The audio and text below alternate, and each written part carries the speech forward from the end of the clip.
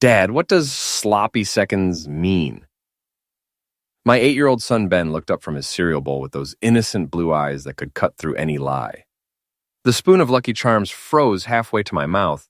Across the kitchen table, my wife Elena suddenly found her phone very interesting. "Where did you hear that, buddy?" I asked, trying to keep my voice steady while my gut twisted into knots. "Mom said it on the phone last night. She was talking to Aunt Maya about you." Elena's face went white. She shot me a look that could freeze heck over, then forced a smile at Ben. "Honey, you must have misheard. Why don't you go get ready for school?"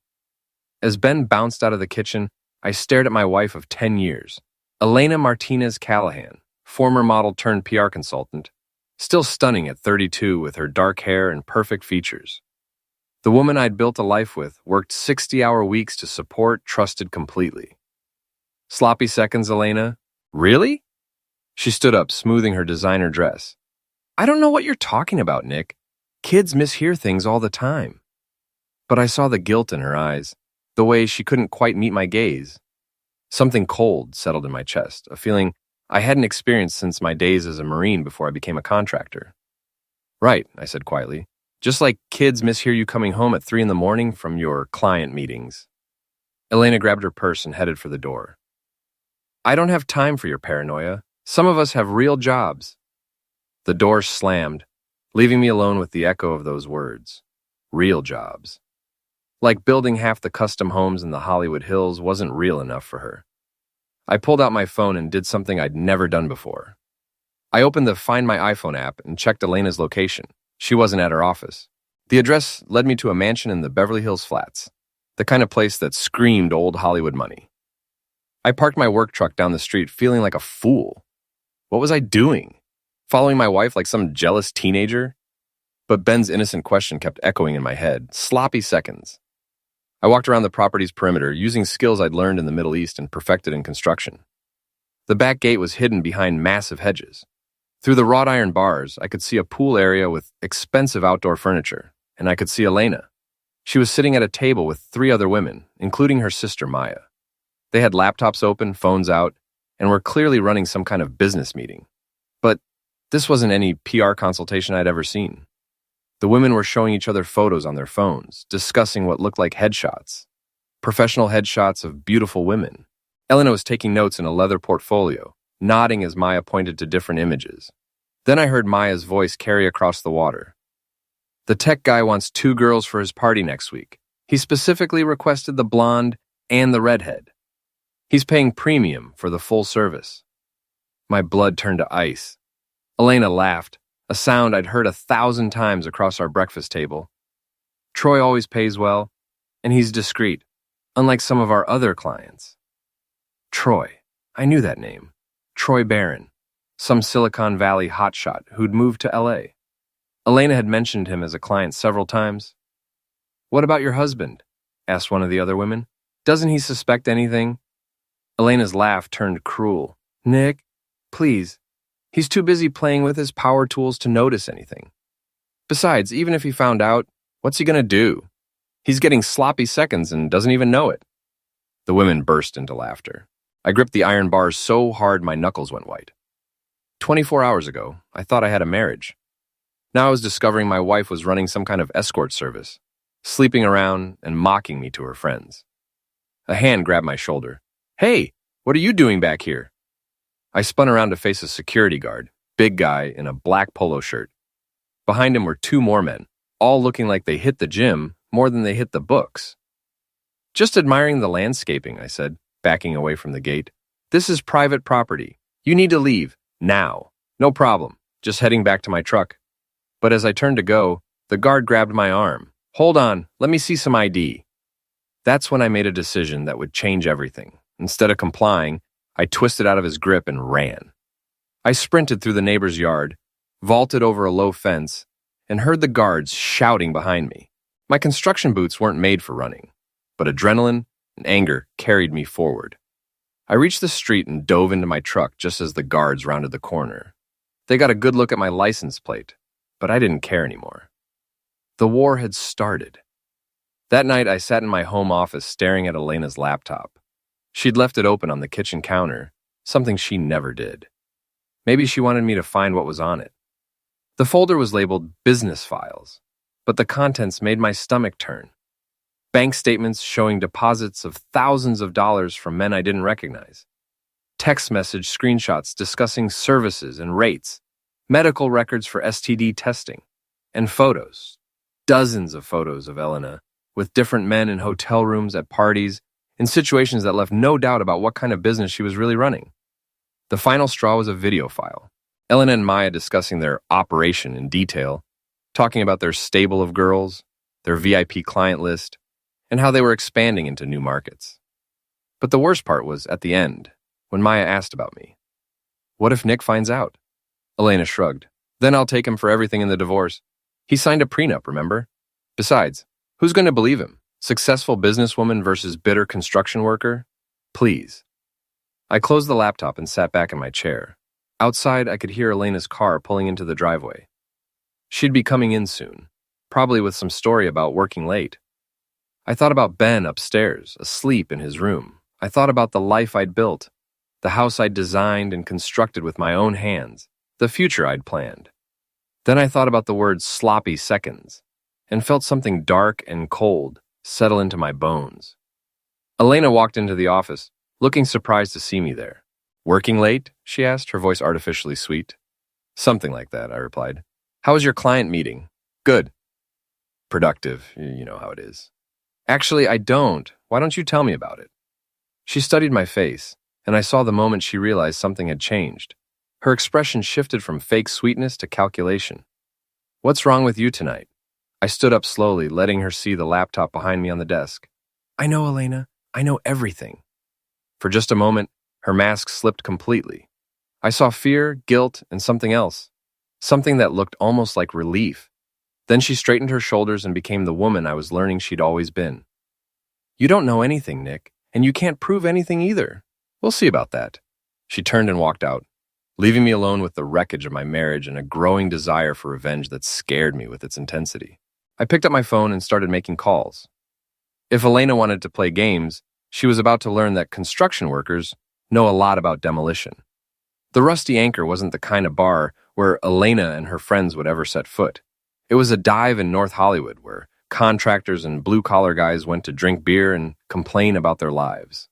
Perfect for what I needed. I'd called ahead to 3 men I'd met through various jobs over the years.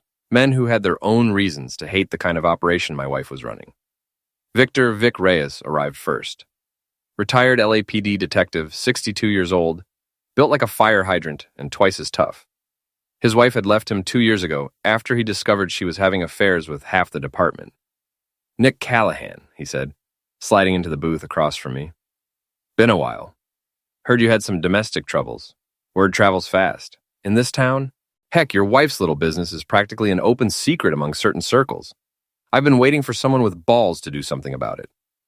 Next came Miguel Santos, a successful restaurant owner whose wife had cleaned him out in their divorce. She'd been part of Elena's network, using Miguel's money to fund her lifestyle while servicing wealthy clients. That sister of hers, Maya, Miguel said after I explained the situation. She recruited my Maria, told her she could make easy money with sophisticated gentlemen. Sophisticated my foot. They were men in Armani suits. The last member of our group was Dr. James Lee, a quiet Korean-American dentist whose wife had left him for one of Elena's clients. Unlike the rest of us, James brought something special to the table. He was smart, methodical, and had access to technology. I've been tracking their operation for months, James said, pulling out a tablet. Elena's running a high-end escort service disguised as a PR firm. She's got about 15 girls working for her, all targeting wealthy men in tech, entertainment, and real estate. He showed us a flowchart he'd created, mapping out the connections between Elena's employees and their clients. The beauty of their system is that it looks legitimate on the surface. The women all have cover stories. Aspiring actresses, models, PR consultants. They meet clients at charity events, business functions, exclusive parties. Everything appears consensual and professional. Until you look at the money, Vic added. I've got a friend in financial crimes. These women are making deposits that don't match their supposed income levels. I studied the chart, feeling my anger crystallize into something more useful. a plan. So what do we do? Go to the police? Vic shook his head. Not enough evidence for criminal charges. And even if there was, half these guys have enough money to make problems disappear. Then we make our own justice, Miguel said grimly. Careful, I warned. I want revenge, not prison time. We do this smart, we do it legal, and we make it hurt in ways that matter to them. James leaned forward. I've been thinking about this for months. What these women fear most isn't jail time. It's exposure. Their whole operation depends on discretion and reputation. You're talking about destroying their lives, Vic said. They destroyed ours first, I replied. Over the next week, we put our plan into motion. Each of us had skills that complemented the others. Vic knew how to conduct surveillance without being detected. Miguel had connections throughout the service industry. Waiters, valets, hotel staff who saw everything and remembered faces. James had the technical knowledge to gather and organize evidence. And me? I knew how to build things, including traps. My first target was Troy Barron, Elena's favorite client and the man she'd been sleeping with while calling me sloppy seconds. I followed him for 3 days, learning his routine. Troy was predictable in the way that rich, arrogant men often are. He worked out at an expensive gym in West Hollywood, ate lunch at trendy restaurants, and drove a Tesla Model S like it was a badge of honor. On Thursday evening, I was waiting in the parking garage of his Beverly Hills office building when he came down to his car. I'd positioned my truck to block the exit, engine running, hazard lights flashing, like I was having mechanical problems. Hey, Troy called out as he approached his Tesla. You can't park there. I need to get out. I climbed out of my truck slowly, taking my time. Troy was smaller than I'd expected, maybe 5'8" in expensive shoes, with the kind of soft build that came from personal trainers and protein shakes rather than real work. Sorry about that, I said. Truck's been acting up all day. Well, fix it somewhere else. I have a dinner meeting. Dinner meeting, I repeated. With Elena Callahan by any chance? The color drained from his face. I don't know what you're talking about. Sure you do, Troy. You know Elena real well. Personally, you might say. He started backing toward his car, fumbling for his keys. Look, I don't know who you are, but I'm Nick Callahan, Elena's husband. Troy stopped moving. I could see him calculating, trying to figure out how much I knew and how much trouble he was in. Listen, Nick, right? Whatever Elena told you, Elena didn't tell me anything. She didn't have to. I pulled out my phone and showed him one of the photos I'd found on her laptop. Troy and Elena in a hotel room, both clearly undressed, both clearly enjoying themselves. Nice picture, I said conversationally. Really captures the moment, don't you think? What do you want? His voice was barely a whisper. I want you to understand something, Troy. You've been screwing my wife, spending money on her that should have gone to my son's college fund, and helping her run a business that's destroyed other families. I took a step closer. Troy pressed himself against his car. Now, I could send this picture to your business partners, or your mother. I found her Facebook page. She looks like a nice lady. Or I could post it on your company's Yelp page with a detailed review of your services. Please, he said, I'll pay you, whatever you want. I don't want your money, Troy. I want you to disappear from my wife's life. Permanently. Okay, I'll stop seeing her. You'll do more than that. You're going to help me destroy her little business empire. Troy's eyes widened. I can't do that. She'll ruin me. She's already ruined you. You just don't know it yet. I showed him another photo. Troy with a different woman from Elena's stable. This one at what looked like a company party. How many of your employees know about your extracurricular activities? How many of your investors? Troy slumped against his car, defeated. What do you want me to do? For starters, you're going to wear a wire the next time you meet with Elena, and you're going to ask her some very specific questions about her business operations. She'll end me if she finds out. She'll end you anyway, once she's done with you. These women don't keep clients around for their sparkling personalities. I handed him a business card with my number on it. Think about it tonight, Troy. Call me tomorrow with your decision. But remember, I've got enough evidence to destroy your life whether you cooperate or not. The only question is whether you want to go down with Elena's ship or help me sink it. I got back in my truck and moved it out of his way. As I drove past his Tesla, I could see Troy still standing there, staring at the photos on his phone screen. The first domino was wobbling.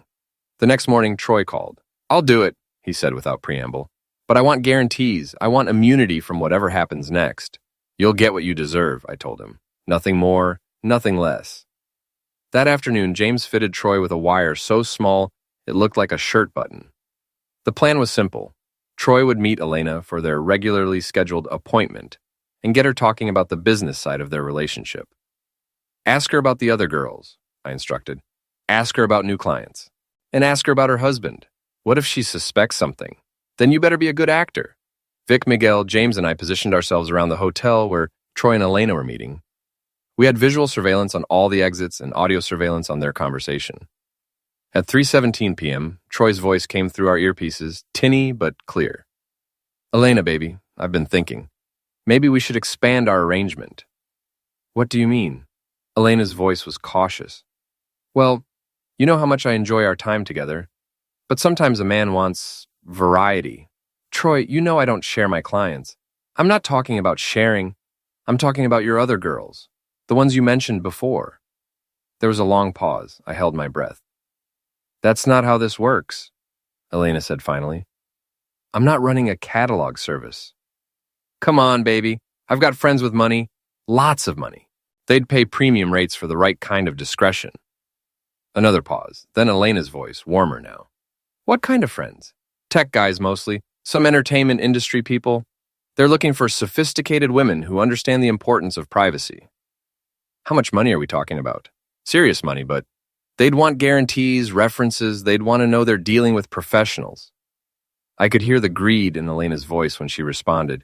I might be able to arrange something, but it would have to be handled very carefully. Of course. So tell me, how does this usually work? I mean, from a business perspective. And then Elena made the mistake that would destroy her. She started talking.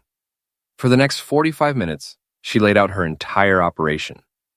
How she recruited girls, how she screened clients, how she handled payments and maintained discretion. She talked about her sister Maya's role as the handler, and her friend Naomi's job recruiting new talent at clubs and parties. Most damaging of all, she talked about her husband. Nick has no idea, she said with a laugh. He thinks I'm running a legitimate PR business.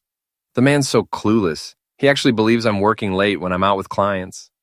Doesn't he ask questions about the money? I've got separate accounts he doesn't know about. As far as he knows, business is just really good. Besides, he's too busy playing with his construction toys to pay attention to real business. What if he found out? Then I'd divorce him and take everything. I've got a prenup that protects my business assets. He'd be lucky to get visitation with our son. You don't love him at all? Elena's laugh was like ice water in my veins. Love, please. Nick was convenient when I needed stability. Now he's just there. Like furniture. Sloppy seconds. Troy said. And I realized he was prompting her. Exactly. Though, honestly, even my seconds are better than his firsts. Both of them laughed at that. I pulled off my headphones and walked away from the surveillance van. Miguel followed me. Nick, don't do anything stupid. Too late for that, I said. Way too late. But I wasn't going to do anything stupid. I was going to do something smart, methodical, and absolutely devastating. Elena wanted to play games? Fine, game on.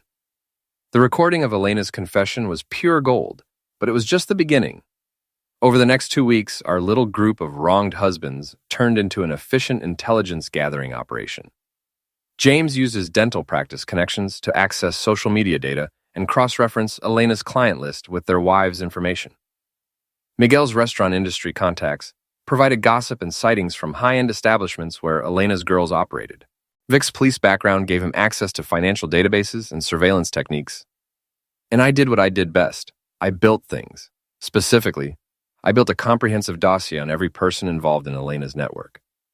We've got 15 women working for Elena, James reported during our Thursday night meeting at the Rusty Anchor. Ages ranging from 22 to 35. Most of them are aspiring actresses or models who got recruited at parties or through social media. What about the clients? Vic asked. 43 regular customers that we can identify, tech executives, entertainment industry people, real estate developers, a few politicians. The average session costs between $2,000 and $5,000. I whistled low. Elena's pulling in serious money. Gets better, Miguel said. My guy at the Beverly Hills Hotel says Elena's been booking the same suite twice a week for the past year. Always pays cash, always tips big to keep the staff quiet. That's our smoking tool, Vic said. Hotel records, financial transactions, witness testimony. We've got enough to destroy her business and most of her clients. But we need to be smart about how we use it, I said. If we just dump everything to the police or the media, Elena will lawyer up and most of these guys will skate. We need maximum impact. James pulled out his tablet and showed us a timeline he'd created. There's a charity gala next Friday night at the Beverly Hills Hotel. Guess who's organizing it? Elena. Right. And guess who's attending? About half of her client list plus their wives. I stared at the guest list, feeling a plan crystallize in my mind. It's perfect. All our targets in one place with their spouses present. What are you thinking? Vic asked. I'm thinking it's time for some public education. The plan we developed was elegant in its simplicity. We would attend the charity gala as legitimate guests.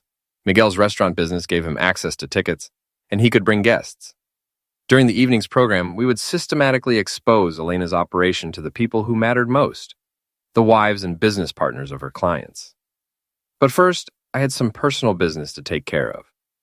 Elena had been acting strangely since Troy's wired conversation with her. She was more secretive than usual, taking calls in private and spending even more time away from home. I suspected she was either expanding her operation or preparing to run. On Tuesday night, she announced she was going on a business trip to San Francisco for the rest of the week. Big client, she said, not meeting my eyes. Could be very lucrative. What kind of client? Tech company. They're looking for a comprehensive PR strategy. Which company? I can't say. Confidentiality agreement. I nodded and smiled like the clueless husband she thought I was. Well, good luck. I'll miss you. She actually looked surprised by that.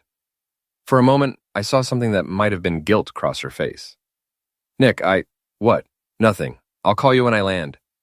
After she left, I used the Find My iPhone app to track her location. She wasn't going to San Francisco. She was going to a mansion in Malibu. I called Vic.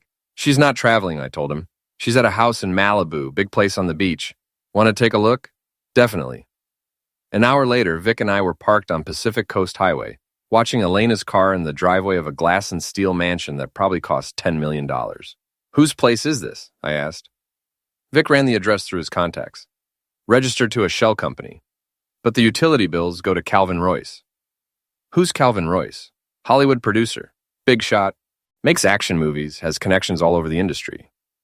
Through binoculars, we could see people moving around inside the house. The living room had floor-to-ceiling windows facing the ocean, giving us a clear view of what looked like a party in progress. There's Elena, I said, focusing the binoculars. And Maya, and Jesus, there's at least a dozen women in there. All young, all beautiful, Vic observed. This isn't just a client meeting. This is a recruitment event. As we watched, men started arriving. Expensive cars, expensive clothes, expensive watches. They were greeted at the door by Elena herself, who played the perfect hostess. She's expanding, I realized. Elena's not just running her little operation anymore. She's going big time, which means she's about to become a much bigger problem for a lot more people. We spent the next 3 hours documenting everyone who entered and left the house. James would later identify most of them. Tech executives, entertainment industry people, real estate moguls, and politicians. The kind of men who had everything to lose if their extracurricular activities became public. But the most interesting arrival came at 11 p.m. Well, Vic said, look who just showed up. A black Mercedes pulled into the driveway, and out stepped a man I recognized from newspaper photos, District Attorney Richard Morrison. He was greeted warmly by Elena and escorted inside like an honored guest. Now that's interesting, I said. That's leverage, Vic corrected. The DA's office has been investigating high-end illegal operations for months. If Morrison's involved with Elena's operation, then we've got him exactly where we need him. We packed up our surveillance equipment and headed back to the city. But as we drove, I couldn't shake the feeling that we were in over our heads. Elena wasn't just running a small-time escort service anymore. She was connected to some of the most powerful men in Los Angeles, which meant our revenge was about to get a lot more complicated. The next morning, I got a call that changed everything. Mr. Callahan, this is Detective Sarah Martinez with LAPD. I need to speak with you about your wife. My blood went cold. What about her? Can you come down to the station? There are some questions I need to ask you. An hour later, I was sitting in an interrogation room across from Detective Martinez, a tough-looking woman in her 40s with intelligent eyes and a no-nonsense attitude. Mr. Callahan, when was the last time you saw your wife? Tuesday night, she left for a business trip to San Francisco. Are you sure about that? That's what she told me. Why? What's this about? Detective Martinez opened a file and pulled out several photographs. They were surveillance photos of me and Vic watching the Malibu house. These were taken last night. That's you in the car, isn't it? I studied the photos, my mind racing. Yes. What were you doing there? Following my wife. Why? Because I suspected she was lying about her business trip. Martinez leaned back in her chair. Mr. Callahan, I'm going to be straight with you. We've been investigating a high-end illegal operation operating in Los Angeles. Your wife's name has come up in connection with this investigation. You know about Elena's operation? We know about parts of it. What we don't know is how deep it goes or who else is involved. I made a decision that would either save us or destroy us. Detective, I think I can help you with that. For the next 2 hours, I told Detective Martinez everything. The recordings, the surveillance, the client list, the financial records. I gave her copies of all our evidence and explained our plan for the charity gala. When I finished, she sat quietly for a long moment. Callahan, what you've done could be considered stalking and harassment. Some of your surveillance activities were probably illegal. Are you arresting me? That depends. Are you willing to work with us officially? What do you mean? I mean, we want you to go through with your plan for the charity gala. But this time, you'll be working for the LAPD. She pulled out a consent form and placed it in front of me. Sign this, and you become a confidential informant. Everything you've done becomes part of an official investigation. Your friends get immunity in exchange for their cooperation. I stared at the form, thinking about Elena's laugh when she called me sloppy seconds, thinking about my son Ben and the future I wanted to give him. What happens to Elena? If we can prove she's running an organized illegal operation, she's looking at serious prison time. Her clients, too, depending on their level of involvement. I signed the form. Good, Martinez said. Now let's talk about Friday night.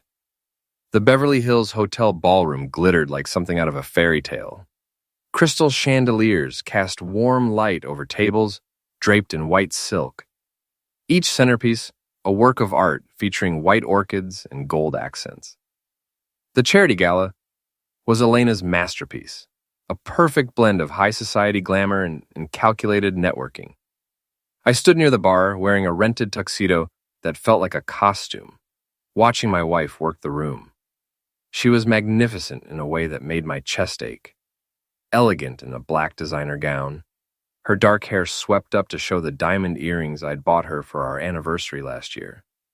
She moved from table to table like a queen holding court, charming donors and organizing volunteers with effortless grace. For a moment, I almost forgot why I was there. Then I saw Troy Barron approach her table, and the spell broke. You clean up nice for a construction worker, Vic said, appearing beside me with 2 whiskey glasses. Almost look like you belong here. Almost, I agreed, accepting the drink. Status report? Miguel's got eyes on the kitchen staff. James is monitoring the audio equipment. Martinez and her team are positioned outside with the surveillance van. I nodded, checking my watch. 8:40 p.m. The evening's program would begin in 13 minutes, starting with Elena's welcome speech. That's when we would make our move. You sure about this? Vic asked. Once we start, there's no going back. There was no going back the moment she called me sloppy seconds.